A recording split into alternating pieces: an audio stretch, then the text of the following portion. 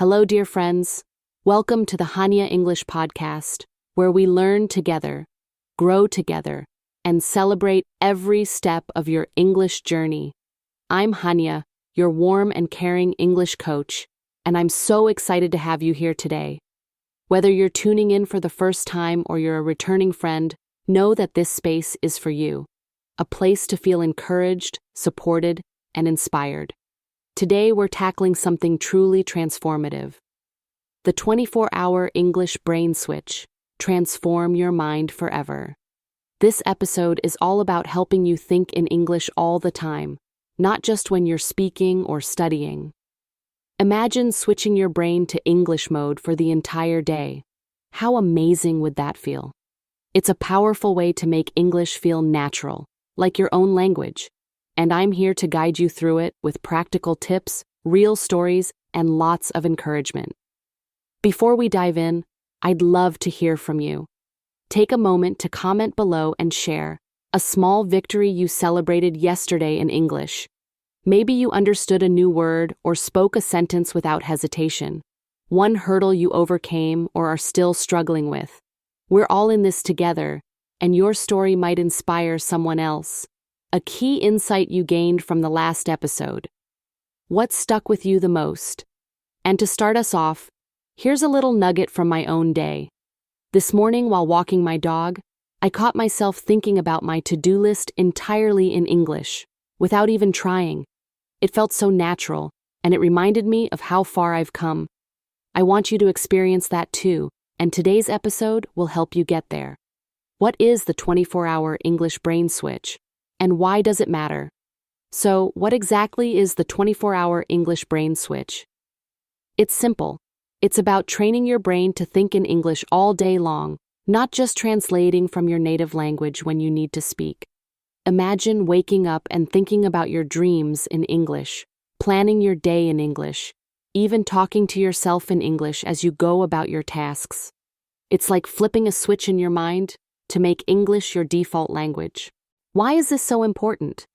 Well, when you think in English, speaking becomes easier and more natural. You don't have to pause and translate every word, which can slow you down and make you feel less confident. Instead, your thoughts flow directly into English, helping you express yourself more fluently. For example, picture yourself at a cafe, and the waiter asks, "What would you like to order?" If you're already thinking in English, you can respond quickly and smoothly, without that awkward pause. That's the power of the brain switch. It makes English feel like second nature. Common challenges and how to overcome them. Now, I know this might sound a bit challenging at first, and that's okay. Every learner faces hurdles on their journey. And today, we're going to talk about 3 common ones, and more importantly, how to overcome them. Challenge 1. Translating. Instead of thinking directly in English, one of the biggest obstacles is the habit of translating everything from your native language. I remember when I first started learning English, I would think of a sentence in my native language and then try to translate it word for word. It was slow, and often my sentences didn't make sense because the grammar was different. It felt frustrating, like I was always a step behind in conversations. Solution. The key is to start small and immerse yourself in English as much as possible. Here are some steps to help you. Immerse yourself in English media. Watch movies, listen to music, or even switch your phone's language to English. The more you surround yourself with English, the more your brain will start to think in it. Think in single words or short phrases. Instead of full sentences, start by naming objects around you in English. For example, look at a chair and think chair, or see a glass of water and think water. Narrate your day. As you go about your routine, describe what you're doing in English. For instance, I am brushing my teeth, or I am making coffee. Make up conversations in your head. Imagine talking to a friend or ordering food at a restaurant, all in English. Repeat after me. I am learning to think in English. Say it with me. I am learning to think in English. Great job. Vocabulary. Insight. Let's explore the word immerse.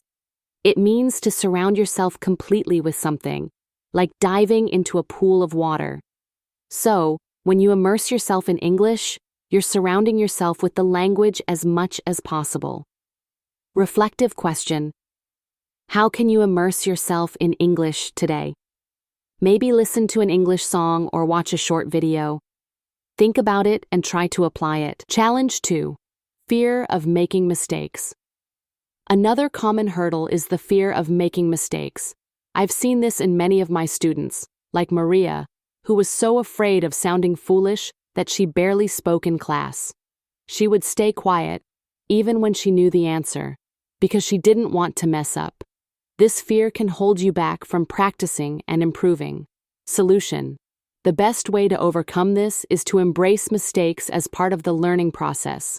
Here's how. Remind yourself that mistakes are okay. Every error is a chance to learn something new. Practice small sentences out loud. Start with simple phrases like, I like this song, or today is sunny. The more you speak, the more confident you'll become. Celebrate your victories, no matter how small. Did you say a sentence without hesitation? That's a win. Repeat after me. Mistakes help me learn. Let's say it together. Mistakes help me learn. Wonderful. Vocabulary. Insight. The word fluent means speaking smoothly and naturally, without stopping to think too much. When you think in English, you're on your way to becoming fluent. Reflective question. What's one thing you can say in English today, even if it's not perfect? Maybe greet someone or ask a simple question. Give it a try. Challenge 3. Finding time to practice. The third challenge is finding time to practice, especially if you have a busy schedule. Many of my students juggle work, family, and other responsibilities, and it can feel overwhelming to fit in English practice. Solution. The good news is, you don't need hours of free time to practice thinking in English. You can use what I call pockets of time, small moments throughout your day. Here's how. Use small moments. While brushing your teeth, think about your plans for the day in English. While waiting for the bus, describe the weather or the people around you. Set tiny goals. Start with just 5 minutes a day of thinking in English, and gradually increase it. Make it a habit. Tie your English thinking to daily activities, like thinking in English every time you drink water or check your phone. Repeat after me. I can practice English anytime, anywhere. Say it with me. I can practice English anytime, anywhere. Perfect. Vocabulary. Insight. Pockets of time are those little gaps in your day when you're not doing anything specific, like waiting in line or commuting. They're perfect for quick practice. Reflective question. Where can you find small pockets of time today to think in English? Maybe during your commute or while cooking. Look for those moments and use them. Inspirational stories to keep you going. Now, let's take a moment to be inspired by some real stories of people who've made the switch to thinking in English. My personal story. When I first moved to an English-speaking country, I felt completely lost. I could barely understand what people were saying, and I was too shy to speak up. But I knew I had to improve, so I started immersing myself in English as much as possible. I watched English TV shows every evening, even if I didn't understand everything. I listened to the radio while cooking, and I even tried to read simple books. At first, it was tough. I still thought in my native language and translated everything. But after a few months, something amazing happened. I started dreaming in English. Then, slowly, my thoughts during the day began to switch too. One day, I realized I was planning my grocery list in English without even trying. It was a small moment, but it felt like a huge victory. That's when I knew the brain switch was working. Student story. Michal Risard-Wojcik. Let me share another story, adapted from a learner named Michal. He started learning English at age 6 by listening to the Beatles. At first, He didn't understand the lyrics, but he loved the music and kept listening.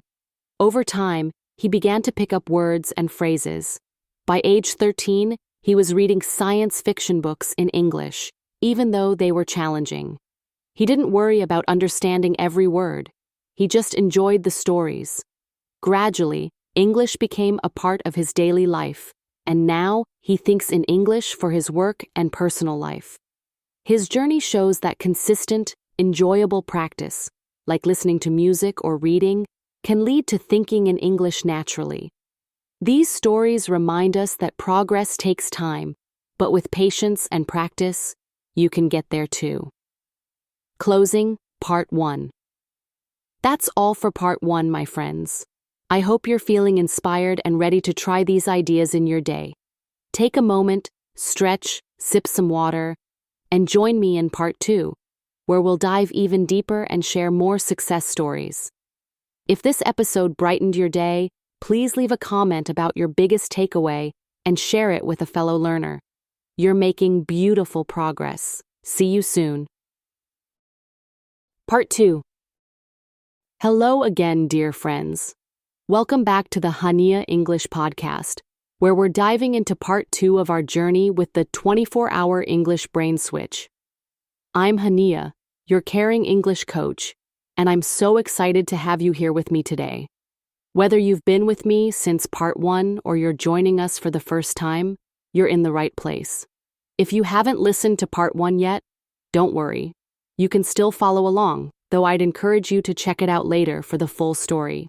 In our first episode, we laid the groundwork. We talked about what the 24-hour English brain switch means, training your mind to think in English naturally all day long, and why it's such a game changer for your language skills. We covered some common hurdles, like the habit of translating from your native language, the fear of making mistakes, and finding time to practice. I shared simple ways to get started, like immersing yourself in English shows, narrating your daily tasks, and grabbing those little moments to think in English. We also heard inspiring stories, like Michal's journey to fluency and a bit of my own experience, that showed how small steps can lead to big breakthroughs. Today, we're taking it further. Part 2 is all about building on those foundations with advanced strategies, more heartfelt stories, and ways to connect with others on this journey. I'll guide you through applying the brain switch in real-life situations, pushing past those tricky plateaus, and creating a community to support your growth. My tone will stay warm and conversational, just like we're chatting over a cup of tea, and I'll weave in interactive bits, like repeat after me prompts and vocabulary insights, to keep you engaged. So grab a comfy spot, and let's get started. Before we dive in, I'd love to hear from you. Drop a comment below and tell me, what's one thing you've tried since Part 1? Maybe you narrated your morning routine or thought of a single word in English. What's a challenge you're still facing? And what's a small win you've had? Even the tiniest step forward is worth celebrating. For me this week, I caught myself explaining a recipe to a friend in English without a second thought. It felt so natural. That's the magic of the brain switch, and I want you to feel it too. Let's begin taking your brain switch to the next level. Now that you've dipped your toes into thinking in English, it's time to wade in deeper. These advanced strategies will help you use the brain switch in practical, everyday ways, making English feel less like a task and more like a part of who you are. First up, let's talk about journaling in English. This is one of my favorite ways to strengthen your ability to think in the language. When you write down your thoughts, feelings, or what happened in your day, you're giving your brain a workout. It has to process everything in English. Imagine it as a quiet conversation with yourself, but on paper. To get started, set aside just 5 or 10 minutes a day, maybe in the morning with your coffee or at night before bed. Write about anything that comes to mind, what you did, how you're feeling, or even your dreams for the future. Don't stress about perfect grammar or spelling. The goal is to let your thoughts flow. If a full paragraph feels like too much, start with a few lines. Try something like, "Today, I woke up early. I ate breakfast and watched the rain. I feel calm. Over time, you'll notice your thoughts coming faster and more naturally in English. Repeat after me. I can write my thoughts in English. Say it with me. I can write my thoughts in English. You've got this. Let's unpack the word journaling for a moment. It simply means writing regularly in a journal or diary, a way to reflect and express yourself. So, what's one thing you could write about today? Maybe a happy moment or something you're curious about. Give it a whirl and see how it feels. Next, let's explore role-playing real-life scenarios. This is a fun and practical way to practice thinking in English. Picture yourself in a situation, like ordering food at a cafe, asking for directions, or chatting with a coworker, and imagine what you'd say. You can do this in your head, or if you're alone, say it out loud. For example, "Hi, I'd like a sandwich, please. Can you make it quick?" The more you play out these moments, the easier it gets to think on your feet in English. You could even grab a friend who's learning too and take turns. One of you plays the customer, the other the waiter. Make it light and playful. To try it, pick a scenario that fits your life, act it out a few times, and watch how your confidence grows. Repeat after me. I can practice English in real-life situations. Let's say it together. I can practice English in real-life situations. Perfect. The word scenario here means the situation you're imagining. It's the setting for your little English adventure. What's one scenario you could role-play today? Maybe ordering your favorite dish or asking a question. Picture it and give it a go. Finally, let's talk about using English in professional settings, like at work or school. This can feel daunting, but it's a brilliant way to level up. Start small. In a meeting, try saying something simple like, "I think that's a good idea," or "Can you say that again?" If you know you'll need to speak, prepare a few phrases in advance and rehearse them in your mind. The first time might feel shaky, but every time you do it, it gets easier. And no matter how it goes, pat yourself on the back for being brave. Each step builds your ability to think and respond in English naturally. Repeat after me. I am brave enough to use English at work. Say it with me. I am brave enough to use English at work. Well done. The word professional relates to anything tied to your job or studies. A professional setting could be an office, classroom, or formal call. What's one tiny way you could use English in a professional moment this week? Maybe a quick comment or a short email. Think about it and take that leap. Pushing past plateaus. As you keep going, you might hit a spot where progress slows down. A plateau. It's that feeling of being stuck, like you're not getting better as fast as you'd like. It happens to almost every learner, especially around the intermediate stage. But here's the good news. You can break through it with the right approach. One common plateau is feeling stuck at that intermediate level. You can chat about everyday things, but when the conversation gets deeper, or the grammar gets trickier, you falter. It's frustrating, I know. To move past this, challenge yourself with tougher materials. Read an article, watch a video, or listen to a podcast on a topic you love, even if it's hard. You don't need to catch every word, just aim to grasp the big picture. Also, seek feedback from someone, a friend, teacher, or language partner who can point out what to work on. And set clear, bite-sized goals, like learning a handful of new words or speaking for a minute without pausing. These steps stretch your skills and reignite your growth. Repeat after me. I can break through my plateau with practice. Let's say it together. I can break through my plateau with practice. You're doing great. A plateau is like a flat stretch after a climb. It's when your improvement stalls for a bit. What's one challenging thing you could try this week to shake things up? Maybe a short news clip or a page from a book. Go for it. Another plateau many face is struggling with complex grammar. You might trip over tenses or word order, and it can feel like a wall. Here's my advice. Focus on getting your point across first, not on being flawless. If you say, "I see movie yesterday," people will still understand, even if the grammar's off. Over time, refine it by noticing how grammar works in real life, like how people use went instead of goed when they talk about the past. Watch a show or listen to a song and spot those patterns.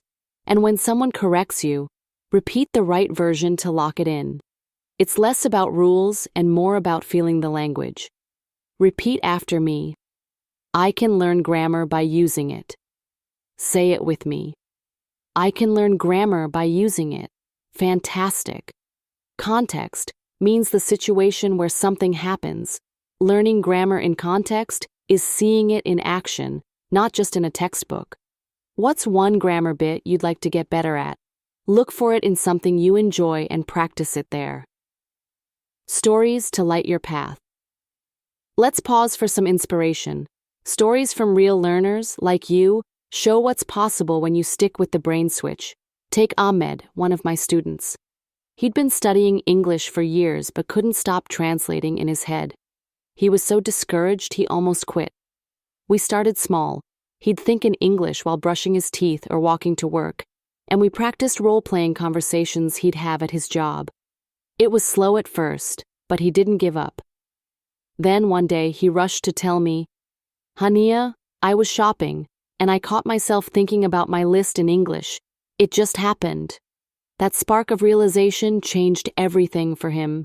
Now he speaks with ease and confidence. Ahmed's story is proof that persistence turns struggles into victories. Here's one from my own life too. When I began teaching English, I was terrified of speaking to a group. I worried my accent or a wrong word would make me seem less capable. But I pushed myself.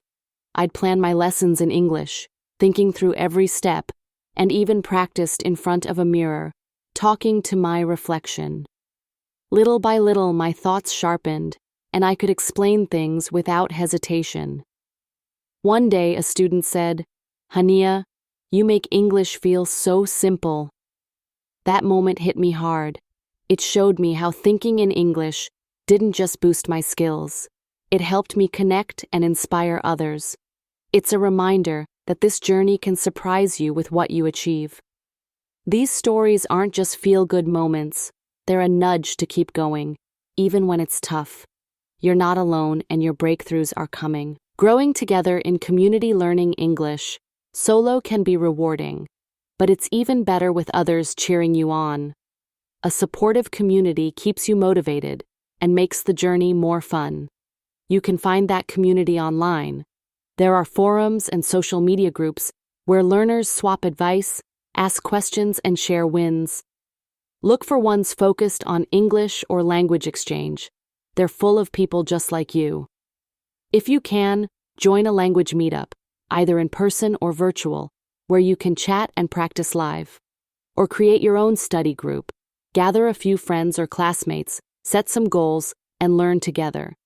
Maybe you read a story and talk about it, or role-play a scene. And when someone in your circle makes progress, like nailing a tough word or speaking up, celebrate it. That encouragement fuels everyone. Repeat after me. I am part of a supportive learning community. Let's say it together. I am part of a supportive learning community. Love that energy. A community is a group connected by something shared. Here, it's your passion for English. How could you link up with other learners this week? Maybe join a group online or invite a friend to practice. Take that step and feel the difference. Wrapping up with heart and hope. Wow, we've covered so much today, my friends, and I hope you're buzzing with ideas and excitement. The 24-hour English brain switch isn't about being perfect. It's about moving forward, one thought at a time. Every time you think in English, you're rewiring your mind, making it a little more yours. You're already incredible for showing up, and I'm cheering for you all the way. As we close, hold on to this. Be kind to yourself. Learning takes time, and every phase has its beauty. Celebrate every moment of progress, big or small. Each one's a building block, and keep at it. The more you weave English into your life, the more it becomes second nature. One last time, I'd love to hear from you. Comment below with your biggest takeaway from today, one thing you'll try this week to boost your brain switch, and a kind word for another learner out there. Let's lift each other up. And if this episode spoke to you, share it with someone. It's more fun together. Thank you for being here, my dear friends. You're on an amazing path, and I can't wait to meet you again in the next episode. Until then, keep thinking in English, keep trusting yourself, and know you're absolutely capable of this.